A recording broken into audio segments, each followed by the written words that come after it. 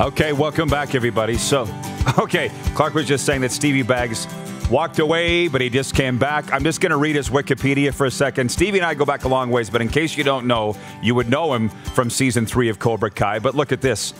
NFL, CFL alum with the Detroit Lions, Jacksonville Jaguars, Blue Bombers, Eskimos, Rough Riders, Orlando Predators, Arizona Cardinals, Hamilton Tiger Cats, Baltimore Ravens, and Calgary Stampeders. I love that his Wikipedia starts off with, he's an actor, plus inspirational speaker, as we know, and author of books Greater Than the Game and Woke. So there he is, my man, Stevie Baggs, joining us today. He's a South Florida product. Where are you joining us from today, Stevie?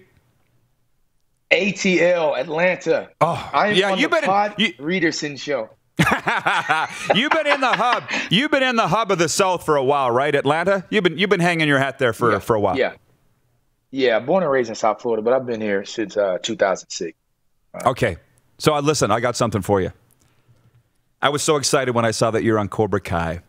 And Stevie and I, as I mentioned, we go back a long ways, 08 here in Saskatchewan. This is what I realized. For people that don't like you, Stevie, it's because they're jealous. You probably know that. But I think I know why. You're reasonably good-looking, very talented, and a grinder, and a hard worker. NFL-caliber talent, man. I mean, you're a survivor, and you're just grinding. And I love it. And life seems to be very good for you. Well, Rod, I'm thankful. I'm grateful. Always have been. But at the end of the day, I've learned that people's opinion of you is none of our business.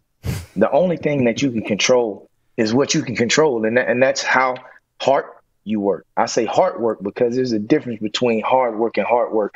And that's the only thing you can control. And so, man, it's funny because I just had a conversation with Pinball the other day.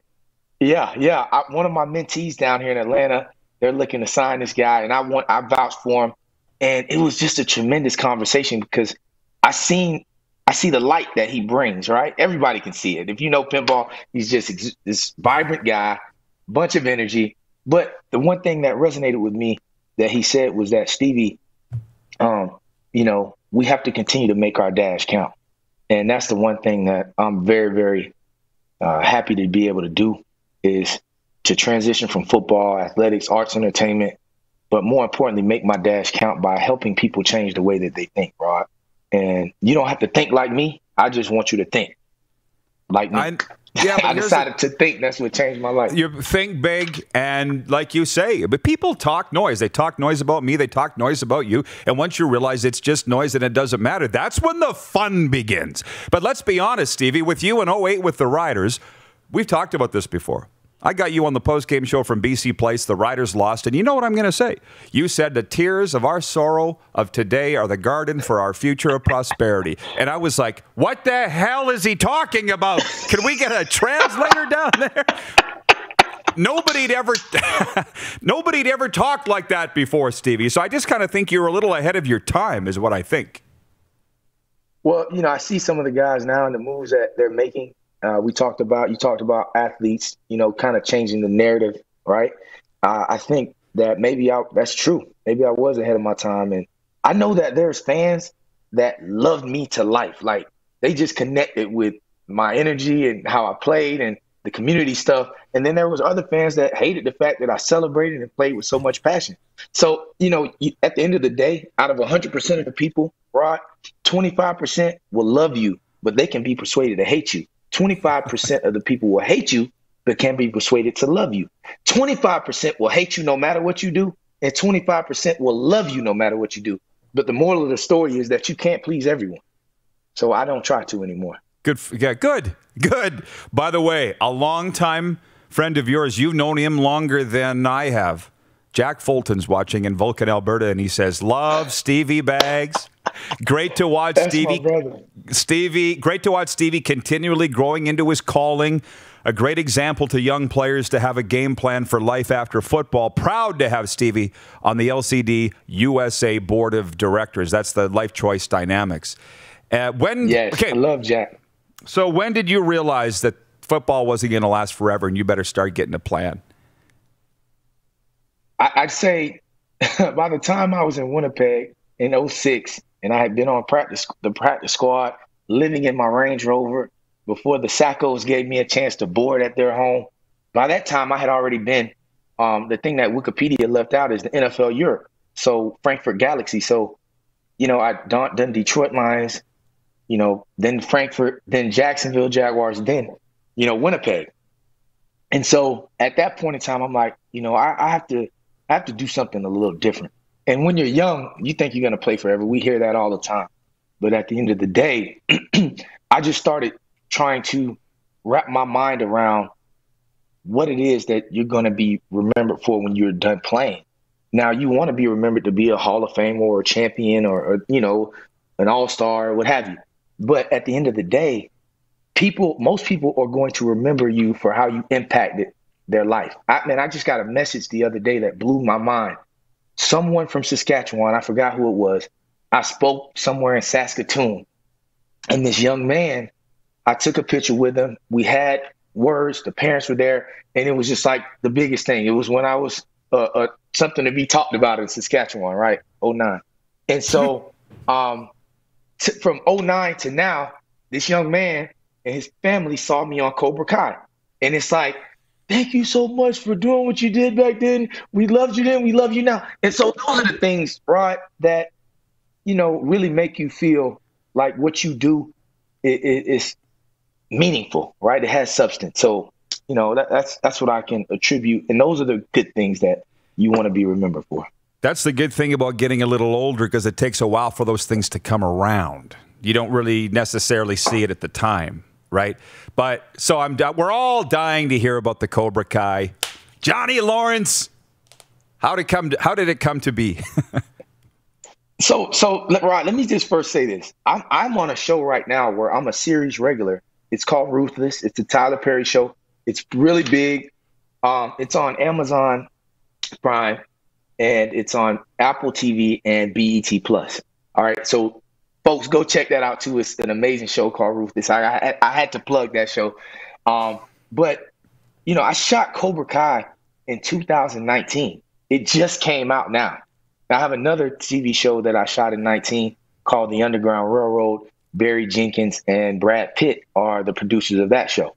But once again, in television film, you can shoot something and it could come out in 2 or 3 years later.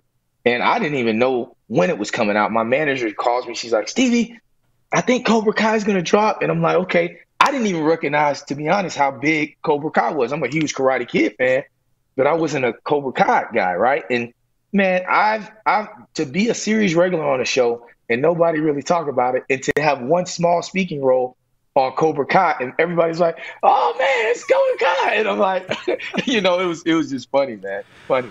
Well, some say if there is a force behind the pandemic, it might be Netflix.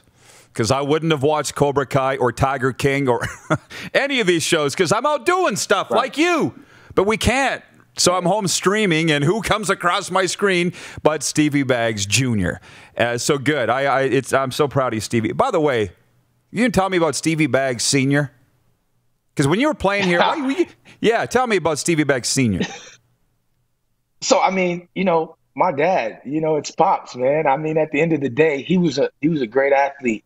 But he got my mother pregnant when they were in high school. In his senior year, as opposed to him leaving to go, he had scholarship offers to go play. And as opposed to him leaving, he stayed and he worked, and him and my mom got married. And so, his football dream never came to fruition, but, mine did. And now, man, I have cousins that are, one cousin that plays for the Giants, RJ McIntosh. And then another, he has 2 younger brothers, one at Washington State, Deion McIntosh, and then Kenny McIntosh plays for UGA. Kenny's named after my grandfather.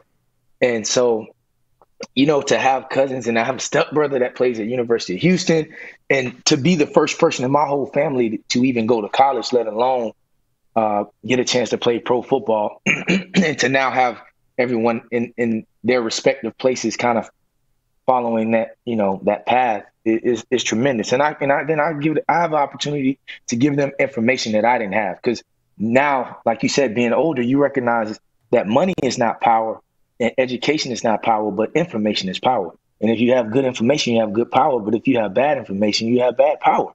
And so for me to recognize that And to be able to impart that in someone else, whether they listen or not, I'll still plant the seed and hopefully, it manifests.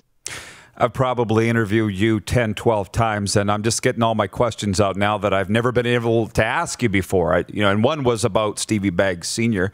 I wanted your take on players just wanting out because it's not new, and you played in an era where players didn't speak up.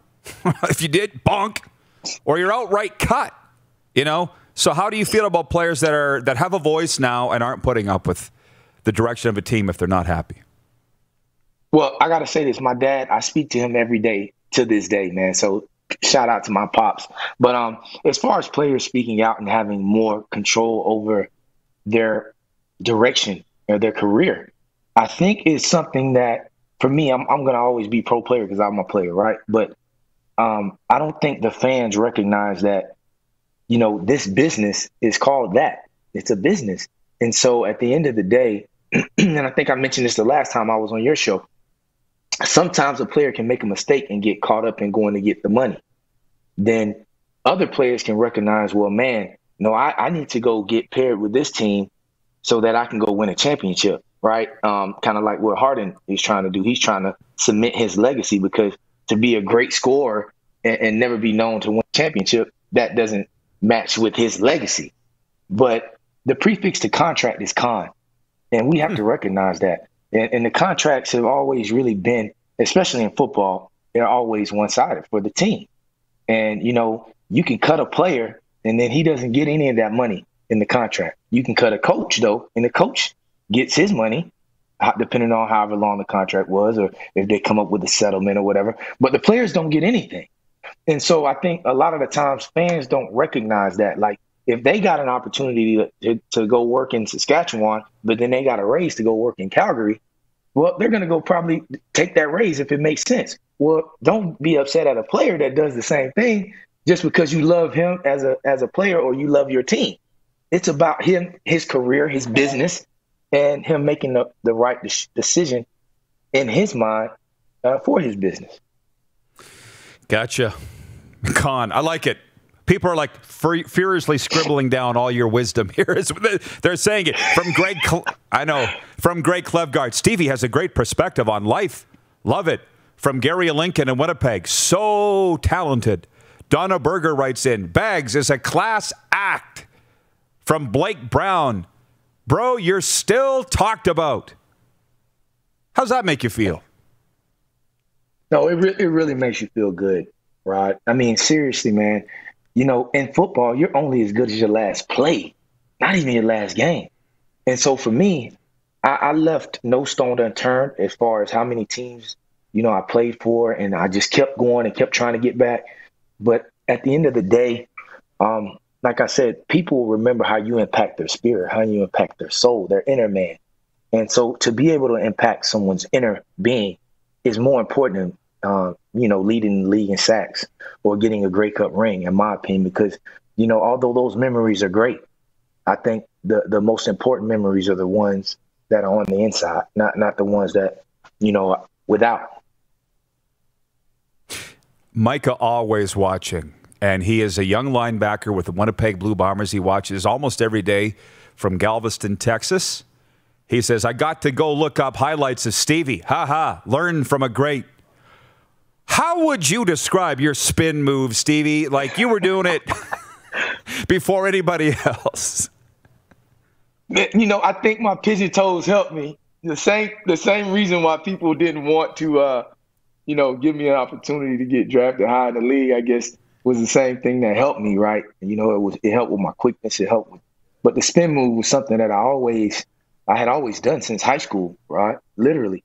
And I didn't really perfect it, in my opinion, until I got to the league in Canada, because I was able to work on being just strictly a pass rusher. Like when I was in the NFL, I was dropping back in coverage a lot and things of that nature. So when I was able to just be a straight down lineman and rush the passer, I was able to cultivate, my pass rushing skills, a little more, right, and make them more refined.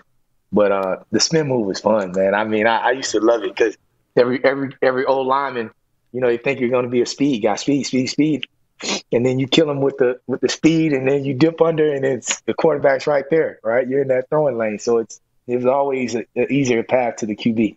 Well, you could tell those tackles knew it was coming, but they still couldn't stop it because they didn't know when, right? And they're just like trying to get you. It was great. So, yeah, Michael, when you look up those highlights, not only will you see Stevie in that and his pigeon, you said it, I didn't, but the 09 Riders, the 09 Riders, I will say, might be the greatest Rough Rider team of all time, and they didn't win a Grey Cup. They should have.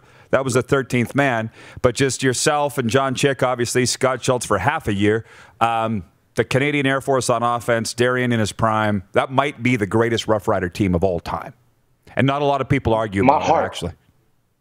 My heart still sinks, man. I mean, just thinking about, I remember when they missed the field goal, Rod, and I turned around and I dropped to my knees like, oh, we got a Grey Cup. Oh, my God. Like, oh, my God, Grey Cup.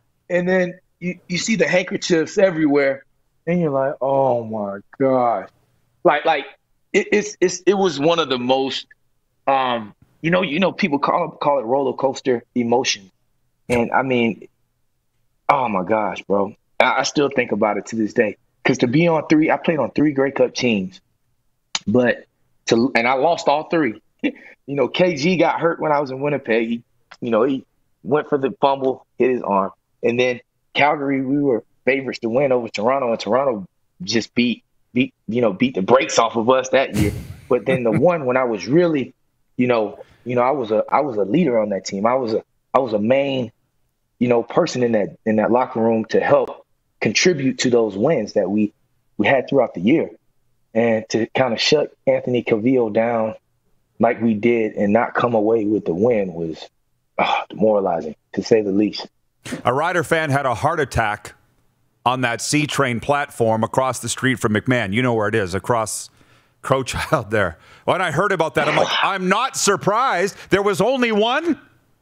I'm surprised. Right, exactly. Yeah, exactly. Anyways. Exactly. I probably had one too, man. Jeez. Yeah, exactly. Stevie, we're out of time, but it's always great to see your face and chat, and thanks for putting up with my jokes, and good luck with everything, man. I'm glad to see it's going so well. Rod, one thing we have in common, it seems like we don't age, man. Keep drinking that same tonic you're drinking, brother. You're looking It's something. Good, man. It's the universe. It's living right. It's living right. Thanks, Stevie. I have melanin on my side, but I don't know. I mean, what's going melanin. on? Send me some. All right, Stevie Baggs Jr. checking in from Hotlanta, Georgia, the hub of the South. You're watching Rod Pedersen On Demand. For more of The Rod Pedersen Show, visit rodpedersen.com or follow Rod Pedersen on social media.